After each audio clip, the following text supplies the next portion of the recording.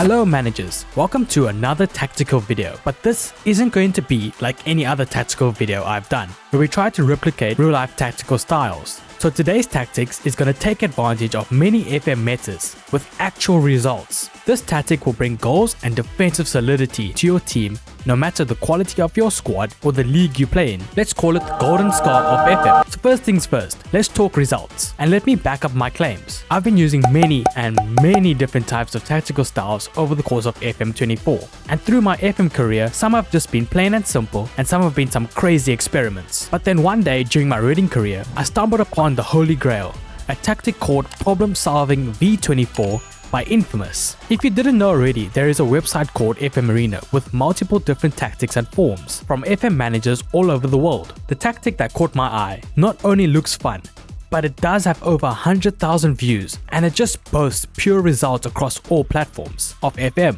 So from infxamus's testing results, we can see the amount of goals this tactic can produce, with their first test bringing back a 72% success rate and scoring over 142 goals. And in the second test, it's even more impressive, with a 75% success rate while scoring 152 goals. And the best success rate infxamus tested was an 86% success rate, with scoring 148 goals whilst only conceding 82 across 80 games. Now seeing this, you're probably a bit skeptical and asking yourself, how do I know if this will work for my team? Well, I've got you covered. As I said, I've been using this tactic myself and managed to compile some results of my own. And results I got. I chose possibly one of the weakest teams in the English League One, being Reading. And using this tactic, I managed some standout games, some being the FA Cup third round game against Arsenal, in which we scored 3 goals. And if I go over to the data center, the stats for the league were not too bad overall. We managed a 17.17 shots per game, as well as a pretty decent pass completion ratio and tackles won ratio, and we managed to get a 1.83 goals per game stat. Now this tactic definitely makes your team play that brilliant expansive football, ensuring goals and results. So without further yapping, let me show you how to set up this tactic in game.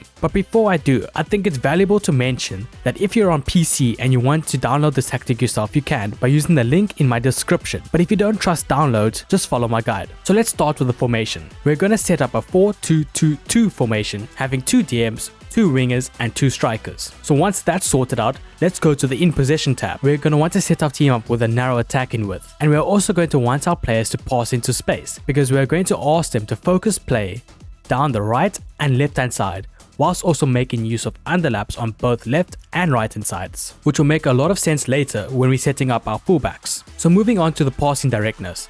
It's nothing too complex, with a shorter passing and a higher tempo. And in the final third, we're going to want to change nothing but the crossing to low crosses. And lastly, the possession tab. We're going to want to run at the defense. Moving on to when we are in transition. Again, this is an attacking minded tactic. So obviously we are going to want to counter press and counter attack when we win the ball back. And for our goalkeeper, we are going to want him to distribute the ball quickly, and we are not going to select a specific distribution area, but we are going to want him to roll the ball out when he can. And lastly, out of possession. Starting with our defensive line, we're going to want it on much higher with a high press, and this press is going to be triggered much more often. We are also going to want our team to get stuck in, but keep in mind about the potential yellows you could get. And for our defensive line, we're going to want to have it on step up more, and we're not going to select any pressing trap, but we are going to want to invite crosses. But again, keep in mind, if we are inviting crosses, try to have a tallish defense, because it's common sense if your defenders are like 5 foot and our team is receiving a lot of crosses, they are going to lose a lot of aerial duels. So now that's done, let's move on to our players instructions, which is a pivotal part for this tactic to work at maximum effectiveness. Starting with our one and only goalkeeper, we want him to be a sweeper keeper on a defensive mode in order to take risks,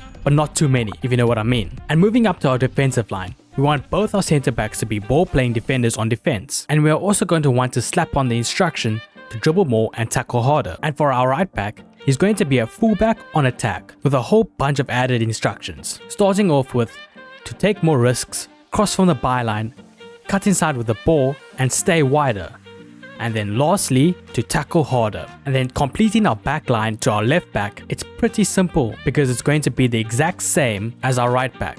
And now moving up to our midfield too, and like our fullbacks, we want them both to be doing the same job with the same instructions, which are going to be a DM on support, and the only instruction is going to be to tackle harder. And now onto our attack, starting with wingers. On the left hand side, we want to have an inside forward on support, with the added instructions to hold up the ball, sit narrower, close down more and tackle harder. And now lastly, we don't do this often, but we are going to want to mark a specific position, which will be the defensive right. Although, keep in mind, if you do come up against a team playing with wingbacks, be sure to change this instruction to mark the right hand side wingback. This instruction is necessary because we don't want to allow our opponents to have any free men along the flanks and potentially creating a 2v1 situations with our fullback. And moving across the field to a right-sided winger, it's pretty much similar to our left, but we're going to want this player to be the inside forward on attack with the same added instructions, as well as to mark the left back or the left wing back, depending on the situation.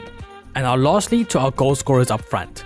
Our first striker is going to play a little deeper as a pressing forward on support. We want to add the instructions for him to roam the position and to move into channels. It kind of reminds me of what Jamie Vardy used to do back in the old days. And then lastly, to his partner, he's going to be an advanced forward on attack and to tackle harder. And that will do it, managers. Try these tactics out and I assure you, you will see results. It's really helped me when I found myself struggling to gain any type of momentum, specifically against big teams. And once again, if you enjoyed this video, don't forget to like and subscribe. It's very much appreciated.